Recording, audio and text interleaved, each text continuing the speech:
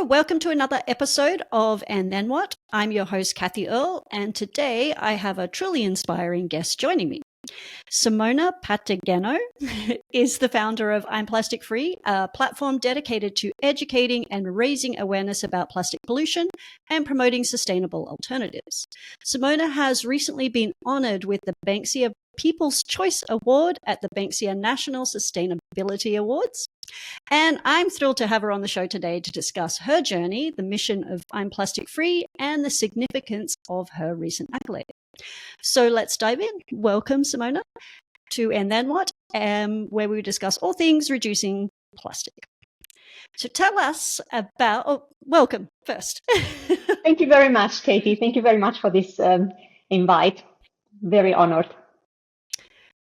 Well, it's great having you here because I've been watching your progress for many years, and so it's great to actually meet you. So tell us about I'm Plastic Free. What inspired you to start, how you evolved to where you are today? Yes, absolutely. Well, first, I'm Plastic Free is a global platform for non-toxic plastic alternative. So we connect eco and health conscious individuals with solutions to plastic pollutions that are also safer for you as a human being. And for me, it has been a very long journey to arrive where I'm at today. And it's still a long journey to go, but I think that I kind of progressed over the years at least. And it all started back in 2014, so roughly 11 years ago. I had left Europe, I had left my career in medical devices, and I had arrived in a small, beautiful regional town of Australia called Airlie Beach. And it was there that I started being confronted with plastic pollution a little bit more closer than what I had to before. And this is because every month I started volunteering for a local non-for-profit organization, and we were going to the Whitsunday Islands to clean up the islands from plastic pollution. At the beginning, I will be honest with you, I did it because I wanted to enjoy and see the islands of the Whitsundays. But then month over month, starting doing these beach cleanups, I started to see how much plastic pollution was already a problem of the whole world and not just of developing countries, as I used to think that didn't have like a well-managed waste management system. And so I did more and more research. It wasn't only until a few years after, towards 2017, that it became a massive um, topic on the media. Remember that turtle with the straw stuck in the nostril and so on. And so it was like a wave for me that started back then with that with those beach cleanup and accompanied me pretty much now the past 11 years. And it wasn't only until 2018 that I thought, if I want to reinvent myself and build a project, a business on my own, it needs to be something to fight plastic pollution. And this is where I'm Plastic Free started. But it wasn't like smooth sailing. I did a lot of pivots. I did a lot of mistakes. I didn't know what it means to be an entrepreneur. I had only worked in a corporate world before, and it's very, very different. And so I started first by developing telescopic stainless steel straws that I was importing from overseas, and due also to my regional location. Back then, I had then left Airlie Beach and had moved to Darwin. It was pretty much for me impossible to compete with products from overseas, and so I abandoned that idea for another epiphany that I had. And then in 2020, in the middle of a global pandemic, I launched a third-party vendor for plastic-free products. Of course, I didn't know the pandemic was coming, and that was already 1 year in the making. So that timing was, of course, on the cards. I couldn't foresee that. Probably nobody could, and that didn't go too well either. I didn't have the capital. I didn't have the human resources to be able to launch a platform like that. It was very labor intensive. But there was also other issues like logistics because the vendors were based in different locations across Australia. So the shipping costs were to be borne by the, sorry, That's were okay. to be borne by the, so it doesn't stay in.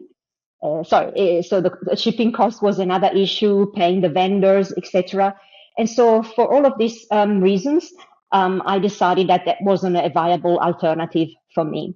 And then in 2022, I relaunched everything, but this time as a platform for non-toxic plastic alternative based on the affiliate marketing model, which means now I can really do the research about the products that I feel comfortable recommended. And then when a product sells, I get a commission out of these solutions.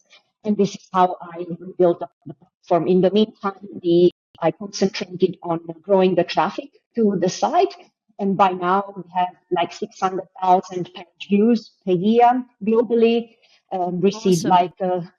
thank you, close to 13 million organic Google impression per year, and roughly 500,000 users as well per year that are looking for such solution. And everything started because I was going through this journey myself, and I thought, well, if I'm on this journey, I'm looking for these products that are sustainable, and there wasn't a platform that was combining them all, then I'll build one myself. And this is where the journey brought me to this type of project. And it takes a lot of time to do the research. I have to vet the brands by looking at their certifications that they bring on the table. I look also at the ingredients through other databases that have already done the pre-work for me. I look as well at the packaging because there are a lot of eco-friendly companies that then haven't made any thoughts about their packaging when they design their products, whereas I look into that aspect as well. And then I recommend the brands that meet all the criteria. We have like a set of values on the website, and I pretty much vet all the brands through that. Yeah, that's really interesting. A super interesting journey because it's kind of similar to where I've been with Earth. You obviously started before me, but I only knew about you when I started because I saw your straws. But you probably saw the same thing with ordering things from China and then, things arriving in plastic, and you're kind of defeating the. Did you have any of that issue with your stuff coming in plastic packaging when it would arrive? Your plastic-free products? Yes, did you have those issues? I did have those issues, and those issues are pretty much of every entrepreneur that deals with suppliers from overseas.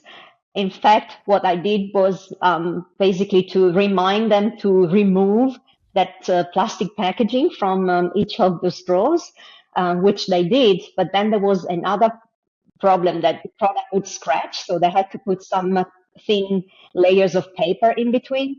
So there is always kind of a trade-off. But yes, definitely, it's worth also talking to your suppliers because sometimes they just do business as usual. And I know that this poly bag, that's the name for this plastic bag, it's obviously very useful for transportation. But I think that, for example, if you go a step further and you package already your product inside their own packaging, then there is no reason for that poly bag. So sometimes there is a way that you can avoid this, but you have to talk openly to your suppliers and specify this. Otherwise, they would do business as usual. That was my experience. I know. It's very frustrating, especially the very first time, because I remember when I started, I had specifically said, don't put any plastic. But if you're not really specific about it, they just will ignore it. And even then, I got a product and I had said no plastic in these little metal containers that I purchased. And the whole top layer was no plastic. And then you get down to the last one. It's like, well, we didn't worry about those. We just kind of put those in. And so, you try your best, but you have to be so constant about it. Or if you just forget that one time and it's like, oh, I can't believe I didn't ask for that. So yeah, it's pretty frustrating. So you've dedicated, obviously, a considerable amount of time to the plastic-free movement, many years, 11 years, you said. Not only managing this new platform that you have that connects people with plastic-free businesses, like my online store, Earth, but also by dedicating the public about plastic pollution.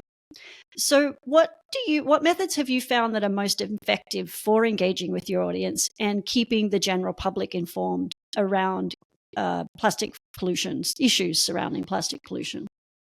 Yes, I found through the years, and even though I was confronted with this problem in 2014, it wasn't only until 2018 that I started acting and building my social media. I found that mostly inspiring works much better than like finger pointing or dictating. And that's what I concentrated on, for example, within my own family and friends. I started conversation because I was using different things, like having, for example, a produce bags by going to the supermarket. And then my mother-in-law started asking about it. Some friends started asking about it. And this is how I managed a lot of people to change their behavior simply by showing what I'm doing. Or they come to my home and I offer them a cup of tea made of, organic loose um, tea leaves instead of plastic bags. And then they start asking, oh, so you have this type of tea. Why do you use this? And I said, yes, because a lot of tea has plastic in their tea bags. And even if it doesn't have plastic and they're made of paper, it might be the glue that place the tea bags together and so on. And so we have a conversation about it. And then I tell them that I did my research. I found out which tea bags have um, made of fully of plastics, which one are made of paper but have some glue, etc., etc. Said, oh, that's fantastic. I have to research about this. And so they start changing their behavior this way. I found that for me was the most effective way how to create change. Yeah. Because we human beings, I think we need to be inspired more by positivity in this world. Yeah, no, I agree. It's interesting that the tea bag thing, because many years ago, before I was doing the plastic free, or before my awareness was raised around plastic pollution, we were composting in a worm compost farm.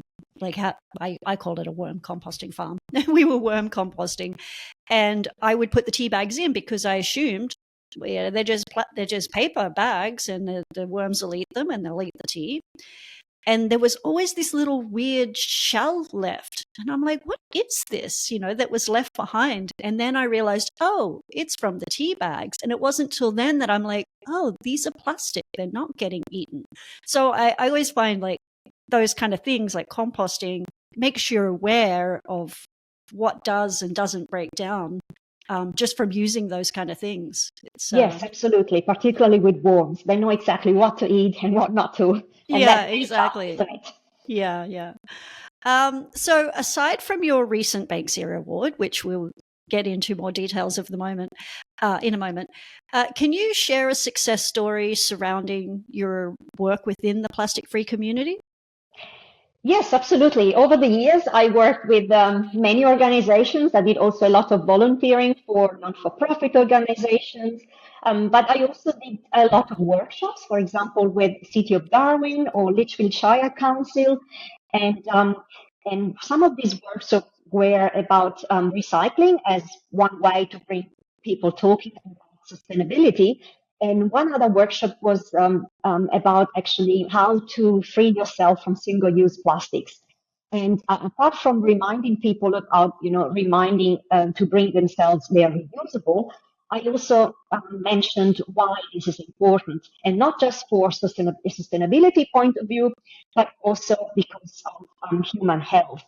And so when I started showing the studies that prove, for example, that when you drink your coffee cup out of a so-called paper cup, which is not a paper cup. It's lined usually with HDPE plastics and other also biodegradable plastics like PLA.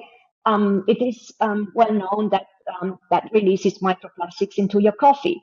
And so basically I found the human health like as one reason more for people to remember their reusables. I gave tricks and tricks on how to remember your reusable. For example, my tip is to keep a kit in my car where I have a cup, a reusable fork and spoon, for example, as well as a smoothie cup. And then every time I use them and I clean them at home, I put them back into the car so that I have them when I need them. And they found it very useful. They found it very useful because it's not just a matter of the environment, it's a matter of the human health. And this way they will remember more next time to bring their reusables. That was just an example. Was this an initiative from the Darwin Council? Is that where that came from? Yes, that's exactly right. That's right. Awesome. Yes, it was an initiative from the council to try to inspire more talk about sustainability and bring the community on board. So that was back in 2023, before I left Darwin. And another area where I feel quite proud of my work is actually online. I receive emails from all over the world, from readers, for example, that are reading the blog articles, and the research that I make. And sometimes these people are immunocompromised, they have blood cancer, they have endometriosis, they want to conceive, they are unable to, and they thank me for the work that I do because I help them in choosing products that are safer for them. And this doesn't mean necessarily buying something new. You could be using, for example, your glass jars that you have already in your kitchen and trying to store food safely in glass jars that you have instead of buying new. And when they thank me for the work that I do, I feel quite proud that I'm helping people achieving, a healthy lifestyle.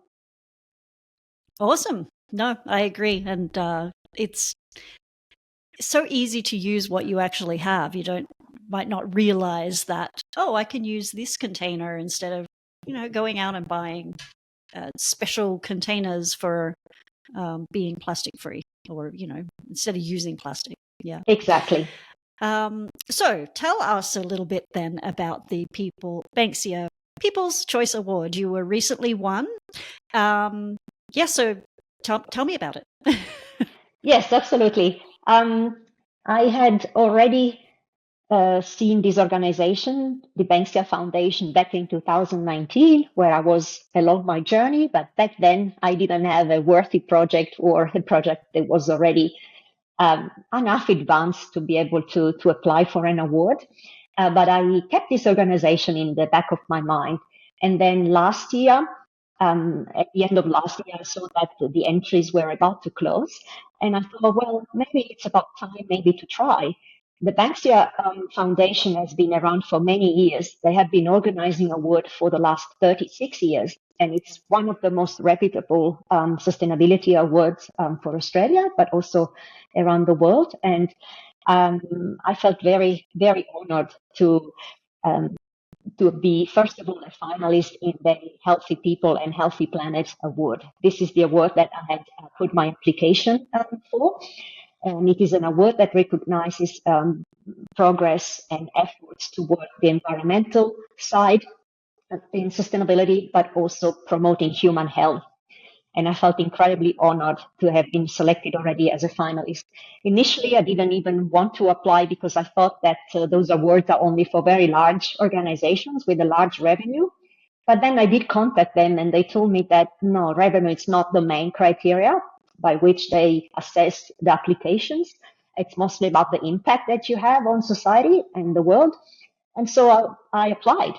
And to my surprise, I was a finalist and I flew down to Melbourne for this. And I never thought that I would be winning an award. So I didn't win that specific award that I applied for because that went to a Tasmanian technology company, which is well deserved, of course. But then at the end of the night, I remember there was another award that every organization that applied for an award was competing to, and that was the People's Choice Award. And within this award, there were awarding companies that made a contribution to the community and a true, genuine connection with the community. And this is where Plastic Free was selected for this award, which was sponsored by a market research company called Glow. And it was unbelievable because it was completely unexpected. Oh, that's awesome. Yes, I really thought that for me, the evening was finished. And then when I saw I'm Plastic Free on the big screen, I couldn't believe it. It was extremely emotional. How many finalists were there in the actual award that you were originally going? In the original one, the Healthy People, Healthy Planet, there were Yeah. 3 finalists. Yep. Yes, and then in the People's Choice Award, I think there were at least 8 or 10 finalists. Wow. Yes. Yeah. And so you had no idea. It was just, that's even more exciting, really. Yes.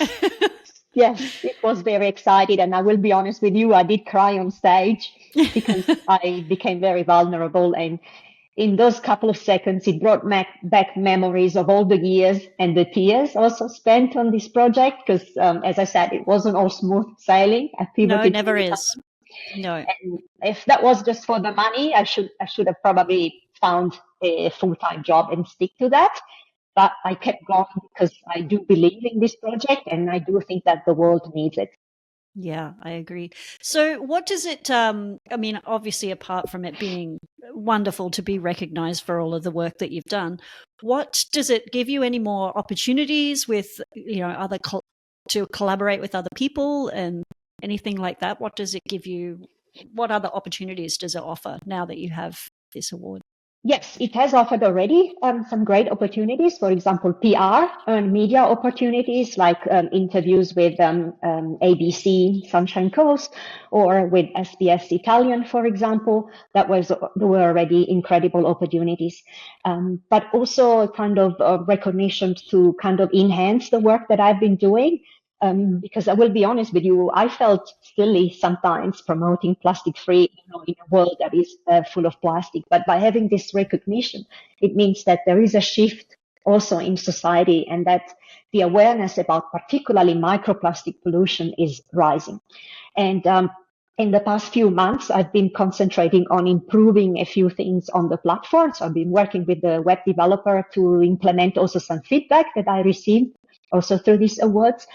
And then in the next months, I hope to be able to reach out to some companies for partnerships. And I'm looking at companies within the wellness, health and wellness space or health insurances, or even market research companies, for example. So I'm preparing the business towards that next stage. Awesome. Yeah, it's interesting that you say that the microplastics have taken a little bit, they're getting a little bit more exposure because it was all about plastic pollution, plastic bottles in the water and that kind of thing was more highlighted. But I would agree that microplastics have taken a bit more of a highlight. But I wanted to sort of talk to you about that. I've kind of felt that years ago, and I would say that around the time that you were doing the plastic, the straws, the metal straws, there were a lot of eco stores that had popped up around that time because there was so much media attention about plastic pollution around then. And that was around the same time that I launched my own business.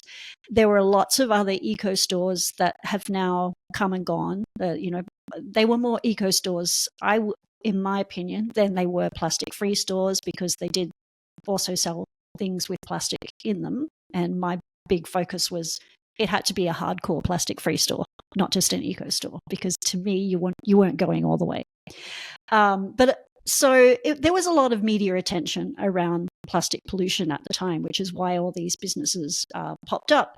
But then we had COVID and everything changed, really. The focus on plastic pollution changed, and therefore a lot of those businesses sort of went by the wayside. So with that sort of plastic pollution taking in the back seat, microplastics, you believe is kind of propped up a little bit more. But what's your advice on staying focused on the plastic pollution problem, whether it be microplastics or plastics in general? And how do you think we can get the issue back stronger into the spotlight? Yes, you're right, Katie. I noticed that trend as well, that there were a lot of legislation passed during those years in terms of single-use plastic bans as well across different states and jurisdictions across Australia. And then after COVID, everything seems to have been kind of put aside. And it's not just COVID, it's also the cost of living issues and all the other issues that Australia, but not just Australia, the world is facing. So I do see that this is a kind of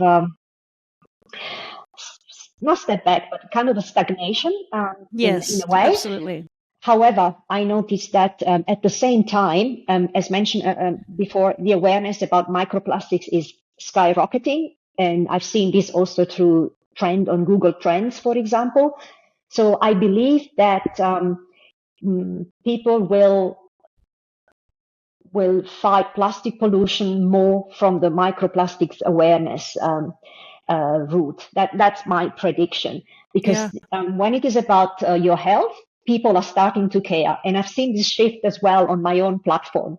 All of a sudden, I see readers and people that are coming to my platform, not so much because they have a huge interest in plastic pollution, but they have a huge interest in their own health.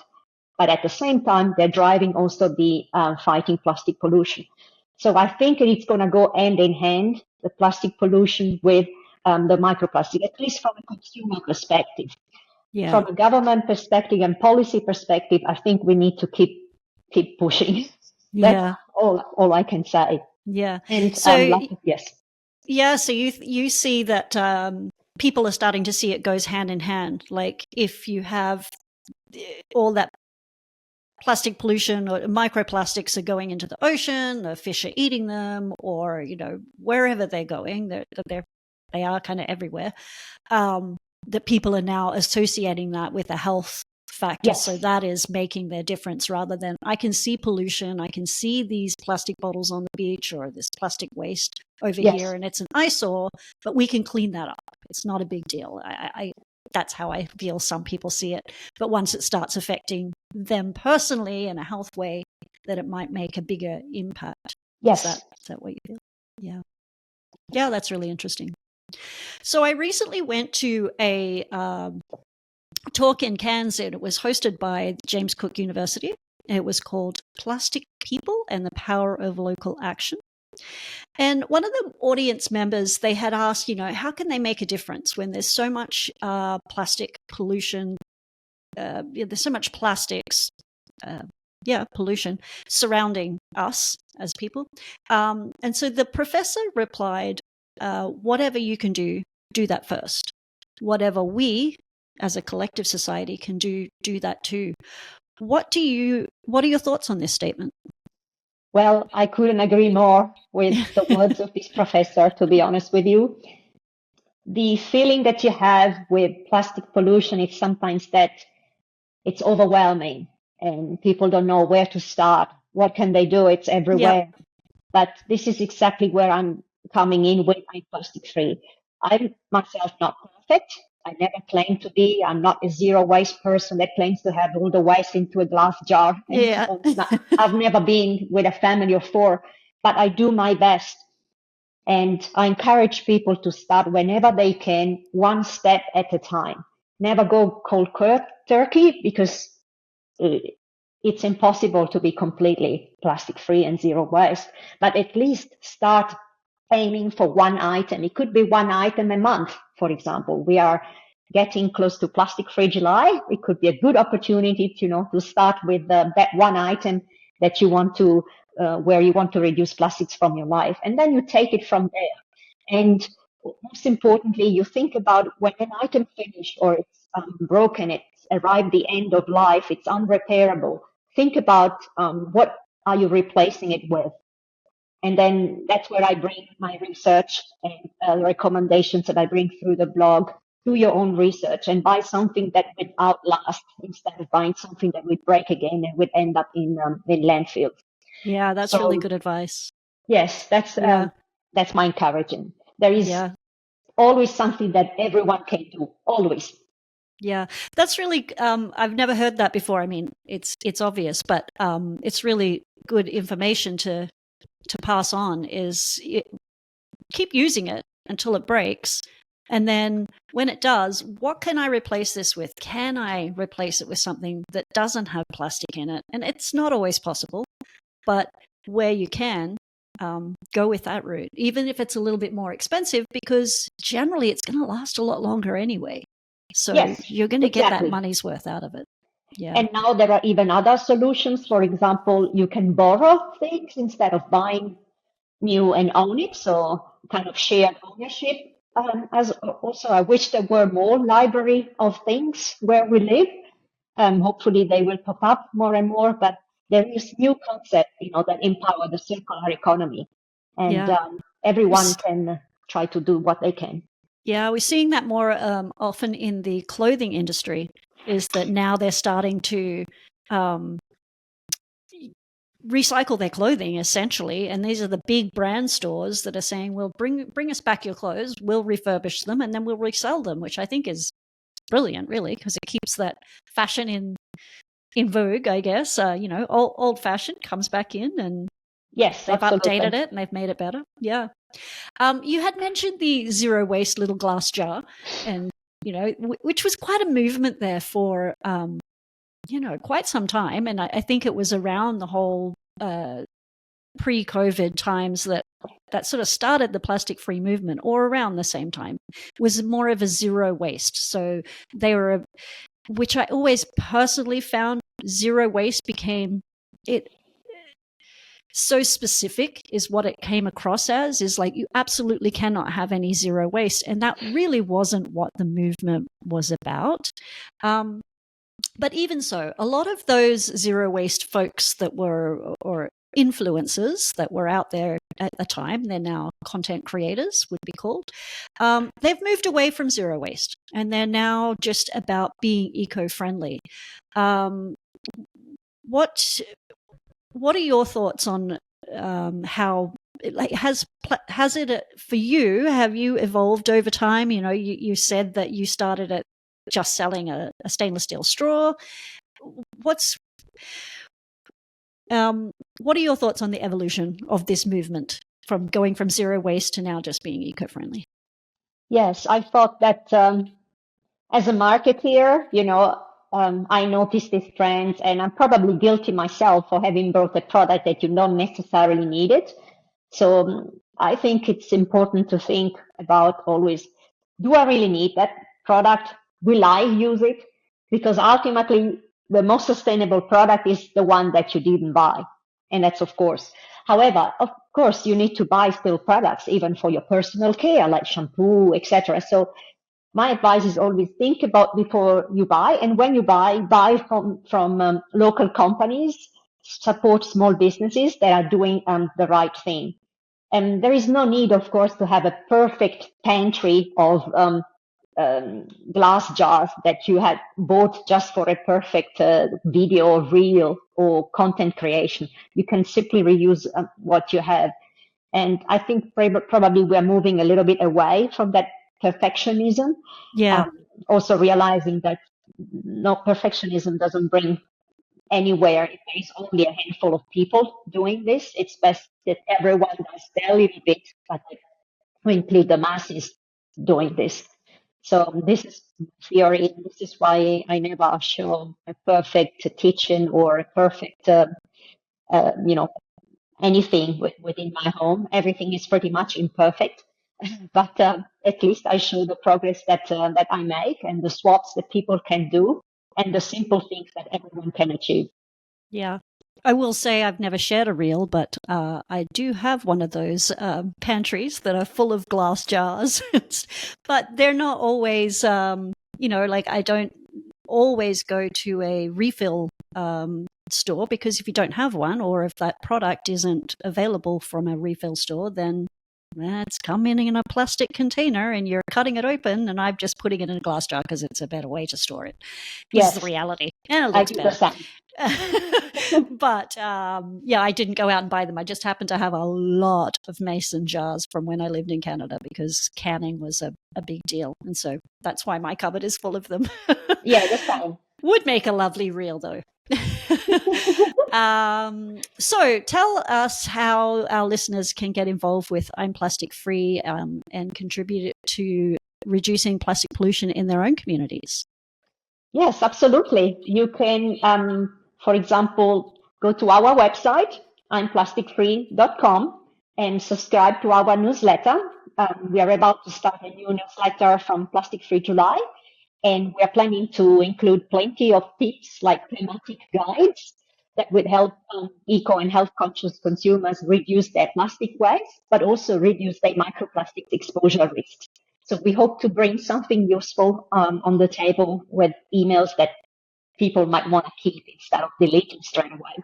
So that's one way how you can be involved with I'm Plastic Free, and otherwise follow our socials. Also under I'm Plastic Free, we are on Facebook, Instagram, LinkedIn, and we are just started a YouTube channel with a few videos there as well. Oh, you did? I haven't seen your YouTube channel, so I will have to check it out. But you are Yes. very active on social media, I notice. So that's awesome. So finally, well, not actually finally, I have one more question after this. But if you could take one big lesson from your from your journey with I'm Plastic Free and share it with all of us, what would that lesson be? Do you mean more a lesson from an entrepreneur or from the plastic free movement? Whichever. Okay. Well, I'll bring a lesson from an entrepreneur perspective, something that I've learned along the way. I wished I had practiced more active listening when I went throughout this journey of building my own business, because it was already back in 2019 that some people recommended to me that instead of opening, a third-party vendor marketplace in a world where the e-commerce channels and platforms have been already established, I should instead working with the platforms that are already out there and build an affiliate marketing product. And should I have listened to that advice, I would have saved 2 years of my life. So this is something that I openly want to recommend to other people. Practice active listening. Don't take any feedback for granted or obvious, or just don't be stuck into your own way. Try to see another way to do things. That's particular of entrepreneur and founders. Sometimes you get stuck into your way and you think that's the only way of achieving things, but there are others. Yeah. So I learned by this mistake, and I hope that can empower others people to avoid it. Yeah, that's really, I love that, because when I started as well, I was told, yeah, I think that you do well because I was originally selling other products, from China and from other people's products. So I was a store that basically just sold other people's other people's products. And now I'm my own brand. And I remember someone had said to me when I first started, well, if it was your own products, yeah, you could probably do okay. But selling other people's stuff, you're kind of stuck selling other people's stuff. And I was kind of like, yeah, but I'm sort of doing it a little bit differently.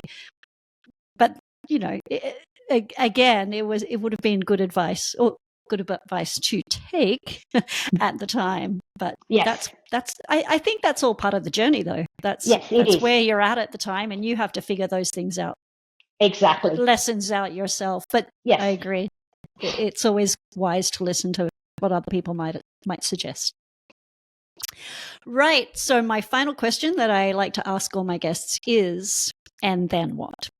What happens to plastic after it's no longer useful? We know recycling isn't the solution to the plastic problem.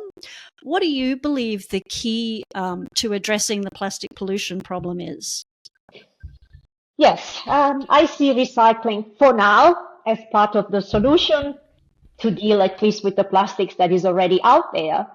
However, I don't know why people maybe don't ask these questions, but recycling plastics, of course, doesn't solve the problem of microplastics. Instead, we are recycling plastics, we are creating actually microplastics. So, in my opinion, in order to solve plastic pollution at the source, upstreams, you have to work with the upstream solutions that could be reusable, for example, made of other materials, for example, or change the material at the source completely.